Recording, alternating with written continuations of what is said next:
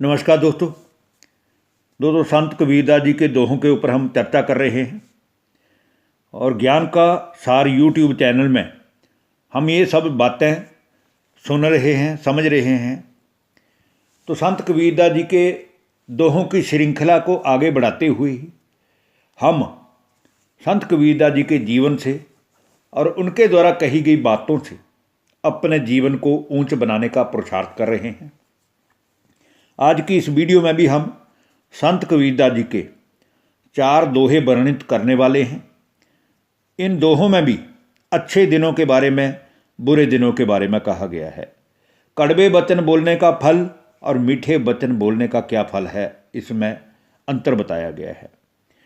तो आइए, पहला दोहा संत कबीरदास जी कहते हैं, आगे दिन पाछे गए गुरु सो किया ना हेत। आगे दिन पाछे गए गुरु सो किया ना हेत। अब पछतावे क्या करे जब चिड़िया चुग गई गे खेत। अर्थात तुम्हारे जो अच्छे दिन हैं वो तो बीत गए, वो चले गए, वो अब दोबारा आने वाले नहीं हैं।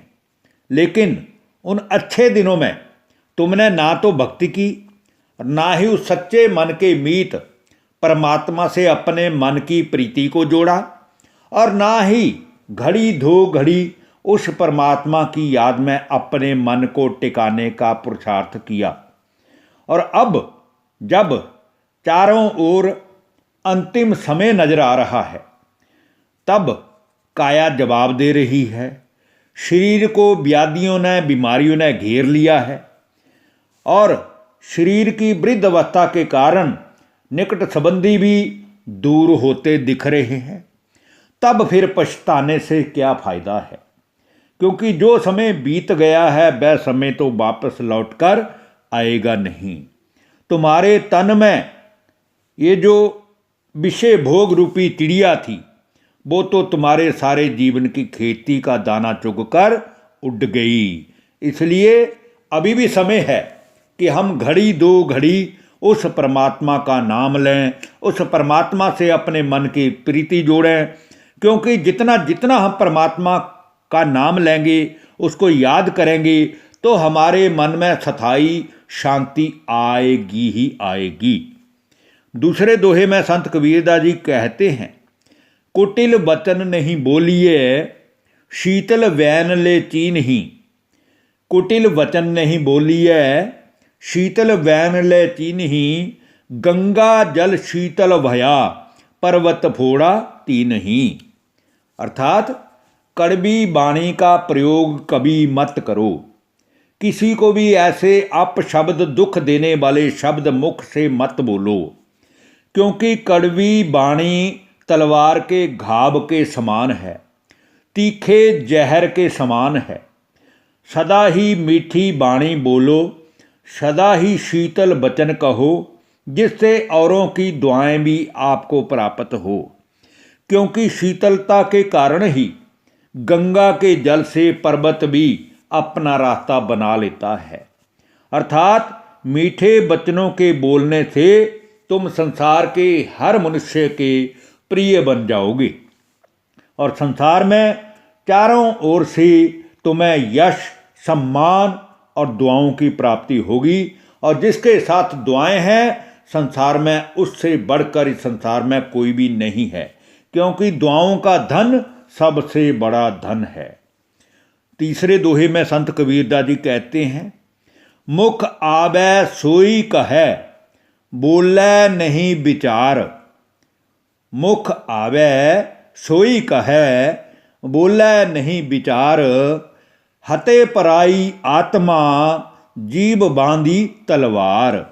अर्थात आज के संसार के मनुष्य की हालत ये हो चुकी है, जो विषय में, व्यसनों में फंसे हैं, उन तामसिक मनुष्यों की हालत ये है कि उनके मुख में नशे की हालत में जो भी आता है वो बोल देते हैं, कुछ भी बोल देते हैं। उनको इस चीज़ की परवाह ही नहीं होती है कि इन वचनों से, इन बुरे बोलों के कारण मेरे घर परिवार के लोग कितने अशांत हैं, कितने दुख प्राप्त कर रहे हैं।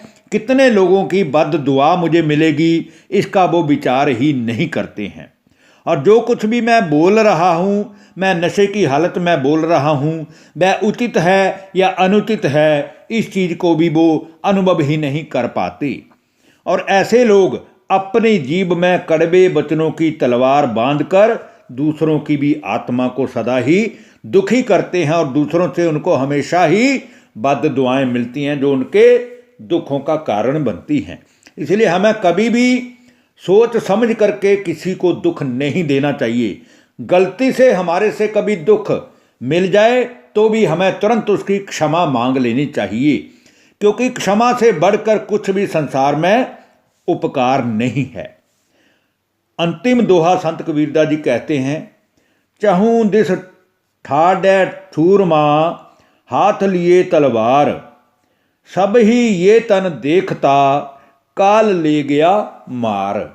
अर्थात संसार के चारों ओर बड़े बड़े वीर हाथों में तलवार लिए सतर्क होकर खड़े थे। हम ये करेंगे, हम वो करेंगे, हम इस देश को हरा देंगे, हम उसको अपनी सीमा में नहीं आने देंगे। किंतु काल जब आएगा तो सब के सब देखते ही रह जाएंगे, क्योंकि शरीर से प्राण निकाल करके काल सेकंड में कहाँ आपको पराया कर देगा। आपको तो इस चीज़ का ज्ञान भी नहीं है, आपको तो इस चीज़ का पता तक भी नहीं है। सारे संसार के मनुष्य यों के यों हड्डी मांस के पिंजरे बनकर खड़े रह जाएंगे और काल का कोई भी कुछ बिगाड़ नहीं सकेंगे। इसलिए अभी भी समय है कि हम अपने आप को समझें, हम उस परमात्मा से मन की प्रीति जोड़ें और अपने मूल रूप को, जो कि परमात्मा से हमारी आत्मा का पिता पुत्र का नाता है, रिश्ता है, उस रिश्ते को जोड़ते हुए उस परम शक्ति परमात्मा से शक्तियां प्राप्त करें। धन्यवाद। नमस्कार दोस्तों।